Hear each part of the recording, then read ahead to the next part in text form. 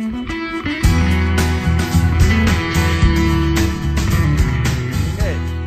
afternoon, ladies and gentlemen. Welcome to our furniture workshop, presented by myself, Ruben Mudley, and my colleague, Matt Smith. We're going to start off with a PowerPoint presentation, and the real intention behind this PowerPoint presentation is just to pretty much get you guys up to speed with things that you already know, but it serves more as a refresher than anything else. Like I said, the aim of this workshop is to refresh you on the basics, sometimes overlooked, to provide solutions and processes that will save you time and money, and more importantly, we're trying to do it right the first time. And that is all linked to saving time and money, which is very important, especially at this point in time. We're going to be concentrating on furniture leather. We're going to go through the different types of leather, the products that we use on the different types of leather, the application, which is going to be more on a practical side of things linked up to the main practical session. Moving on to the product section and products that we use commonly to clean our leather or have our leather prepared for the purpose of restoration. The three most common products that we would use is the Color Clean, the Universal Cleaner, and the Low Solvent Cleaner. All right, let's get on to the repair process.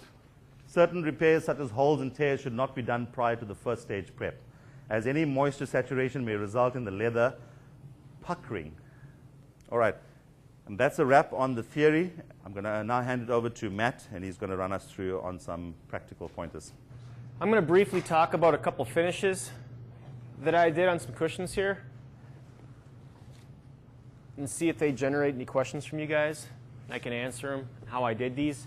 I used a couple different products when doing this. One of the biggest things about this business is just learning to be able to manipulate the products, make them work for you.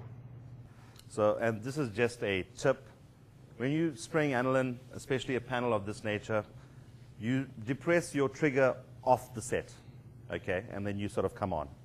And you release off the set, come on, and leave it off. When you start on the panel, like there, you're going to leave that heavy mark because that's where you're blasting in first, and that's going to soak right in because you're coming in at that point with the heavier pressure.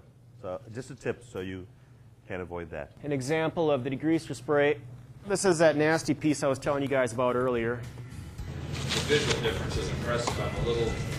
I'm curious what your expectation is as far as the creepiness. Do you feel like you'll be able to get past that with repeated application? Well, I overqualified the repair to the customer already. I said this is ridiculous. I didn't say those words. I said it's really heavily sprayed with, soap with body oils. I know what I can do.